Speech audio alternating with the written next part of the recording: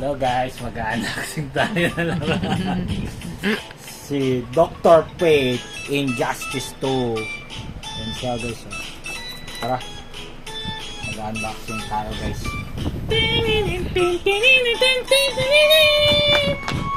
Yun, boom!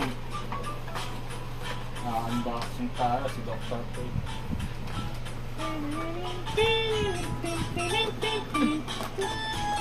Ayan.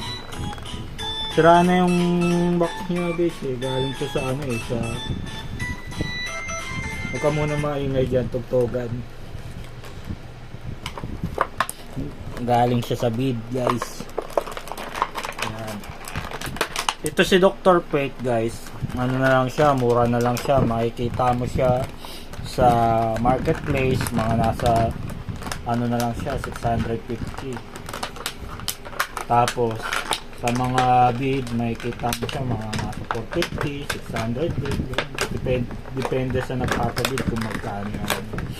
Pero napanalunan ko siya sa bid guys, ano, 650. Ganda niya guys eh. Ayan, si Dr. Fate sa Injustice 2. Pero isasama ko siya sa collection ko sa Justice League Dark. Ayan, tingnan natin yung articulation niya guys. Ayan, yung wrist joint, okay. Ayan, okay, naiikot yung kamay. Yung double elbow, okay, check. Kabila, double elbow, check.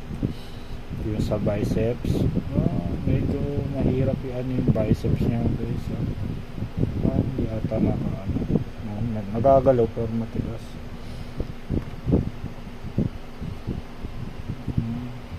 Siguro kailangan to na paano sa mainit na tubig.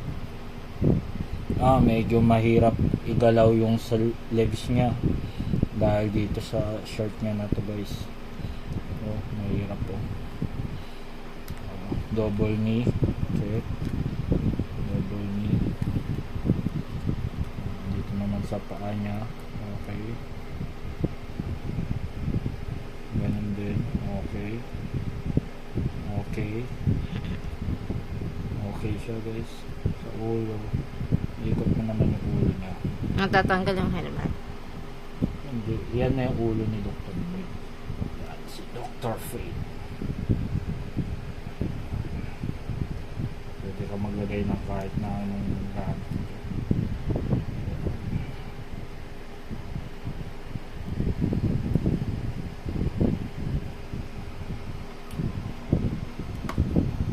May kasama siyang ito, yung stand niya sa card.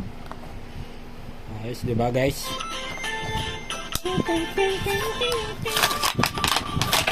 So guys, boom! Card. Ito ang ano niya guys. Boom! Ano siya guys? Maganda rin ito, bumili ka ng maraming Dr. Fate para marami kang ganyan. Kasi nasa ano na lang siya, 450 or 650. Bili ka ng maraming Dr. Fate para marami ka nitong flying stand. Tapos ito, ibenta mo na lang ng 300. Diba? At least ito, kukuha mo ng, wala naman nagtitinda nito, bihira lang. Ano ko lang guys. Ayan, si Dr. Fate. Guys, lalagay natin sa dito.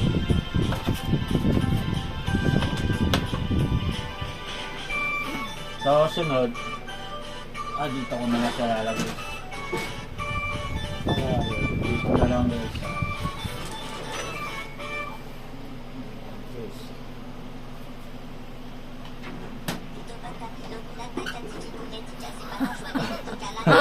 Si Dr. Fate guys.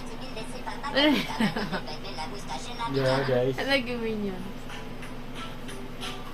Like and subscribe! Yan yung mga collection ko guys.